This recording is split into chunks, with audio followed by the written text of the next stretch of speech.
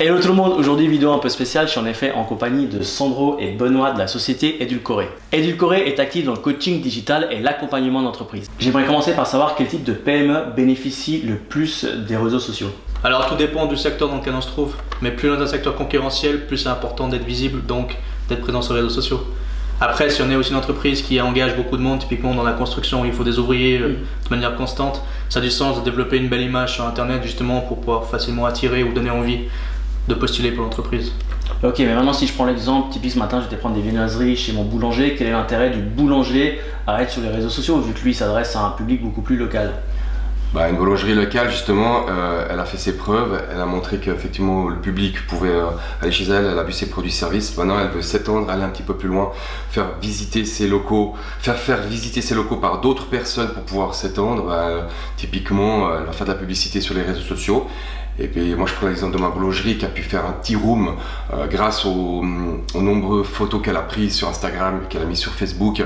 Elle a attiré un nombre de gens vraiment à des kilomètres à la ronde, qui lui a permis de pouvoir attirer d'autres clients, mais tout en restant authentique. Donc la personne a étendu son réseau et les connaissances de ses produits-services à d'autres gens qui sont hors commune, mais elle a gardé l'authenticité locale et humaine du terroir, de ce qu'elle est capable de faire. Quel réseau social choisir pour sa PME? Alors vraiment sans détour, LinkedIn, c'est la plateforme professionnelle où il faut y être, que ce soit de manière personnelle ou professionnelle, pour créer son CV, pour recruter du monde, pour pouvoir auditer ses produits-services auprès de la concurrence, pour écrire un article et mettre en valeur ses services. C'est vraiment la plateforme où il faut y être. C'est la plateforme qui permet à toute personne qui ne connaît rien aux réseaux sociaux, qui ne connaît rien au digital, d'être efficace rapidement en écrivant des textes et du contenu, en écrivant du contenu efficient. Ok, mais pourquoi LinkedIn? Qu'est-ce que LinkedIn a de plus par rapport à Instagram ou à Facebook? Comme on l'a dit, LinkedIn c'est le réseau de prédilection pour le professionnel. Donc en tant que PME, ça vaut la peine d'être dessus par rapport à un autre réseau, où là on aura moins de privés du style bikini à plage que Sandro. Oui, exactement. C'est vraiment ça, c'est que l'entrepreneur aujourd'hui n'a que faire du bikini au bord de la plage type Facebook. Il a besoin d'aller direct avec son client, de cibler et de vendre ses produits-services, ou en tout cas de les faire connaître et donc d'attirer de manière authentique. Et LinkedIn est vraiment fait pour ça. Et je rajoutais aussi que c'est une immense base de données, c'est un CRM en fait, c'est une manière d'avoir des informations sur sa clientèle. Tandis qu'un autre réseau, typiquement Instagram, on a peut-être juste le profil, la bio, mais il y a peu d'infos sur la personne en tant que telle. LinkedIn, une simple recherche, suffit de trouver la personne, le groupe ou l'entreprise que tu as besoin par rapport au domaine de service qui seront sollicités. Dans le cadre de l'accompagnement que vous faites aux entreprises, quel est le premier conseil ou quelle est la première étape que vous faites avec eux? En fait, tout va dépendre de la taille d'entreprise. Mais en général, ce qui se passe, c'est qu'on va avoir un entretien, un rendez-vous avec l'entreprise pour faire une sorte de bilan de situation. S'ils ont déjà une certaine activité, c'est comprendre ce qu'ils ont fait, par exemple sur les 3 mois passés. S'il n'y a rien, c'est de comprendre leur stratégie, de discuter avec les personnes qui sont concernées par le marketing ou tout ce qui est communication et puis voir dans quel sens on peut les orienter. Puis après, en termes de projet, il y a une règle de 3 chez nous qu'on fait, c'est 3 heures avec le porteur de projet, 3 jours de contre-étude de marché, 3 semaines de viabilisation où on met en place les différentes communications internes avec l'entreprise, la collaboration, création de culture. Et après, le projet peut aller de 1, 2 à 3 mois selon les besoins de la communication, des produits-services via l'extérieur. Le marketing, on est d'accord, il a énormément évolué ces 10 dernières années. Quel est selon vous le plus gros changement? Pour moi, c'est clairement le fait qu'aujourd'hui, tout le monde a accès, c'est devenu accessible. Il y a 10 ans en arrière, on va dire qu'il n'y avait que les gros qui avaient les moyens de se payer des campagnes, de faire des affiches et tout. Aujourd'hui, des gens comme nous, comme toi, on peut se lancer dans les réseaux sociaux, on peut créer du contenu, on peut développer une stratégie marketing à un coût qui est relativement faible. Ça, je pense, c'est vraiment le plus gros changement.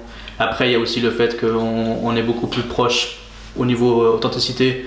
On raconte des histoires qu'on faisait un peu moins il y a 10 ans. Dans un monde qui est de plus en plus digital, quelle est l'importance de l'humain justement dans le marketing? L'humain est la base au final au marketing. S'il n'y a pas d'humain, il n'y a pas de marketing, il n'y a pas de cible. Ça a toujours été. Mais le problème c'est que si on continue à aller plus dans l'automatisation, dans les robots, dans les chats, à un moment donné ça sera que des robots qui parlent entre eux. Donc l'humain, il a un rôle très central à perpétuer dans le marketing. On tourne souvent dans la numérisation de l'industrie 4.0, que l'humain va être remplacé. C'est pas encore d'actualité, rassurez-vous, ça va pas être encore demain.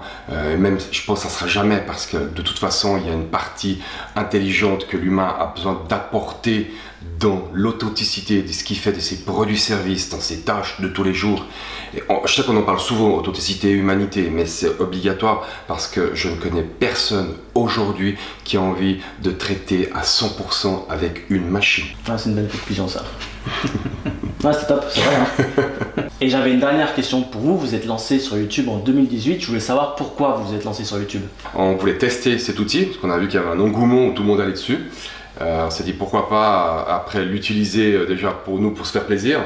Donc on a ouvert une chaîne vraiment sans promotion, sans rien. Pendant 8 mois, on a fait, je crois 1200 followers. Et puis on avait entre 2000 et 7400 vues sur certaines vidéos.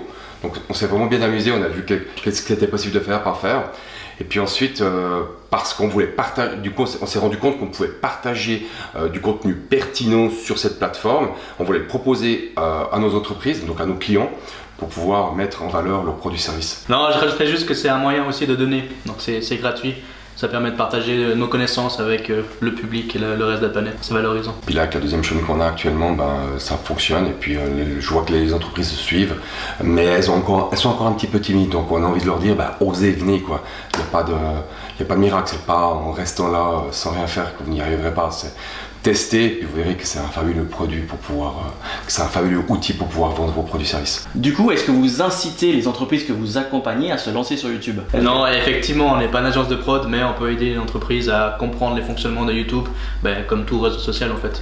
Il y a un moteur de recherche, on peut les aider à référencer du contenu, on peut les aider à trouver du contenu et comprendre justement quels sont les enjeux et comment se rendre visible sur cette plateforme. L'important, c'est vraiment d'oser, d'y aller, de tester, et puis nous, on les accompagnera. Voilà, j'espère que cette vidéo t'a plu, qu'elle t'a apporté un maximum de valeur. Le but était de te faire comprendre comment les PME peuvent utiliser aujourd'hui les réseaux sociaux. Je t'ai mis en lien de la description de la vidéo la chaîne d'Edulcoré pour que tu puisses découvrir davantage leur contenu. Nous, on se retrouve la semaine prochaine. Comme d'hab, prends soin de toi. Allez, ciao!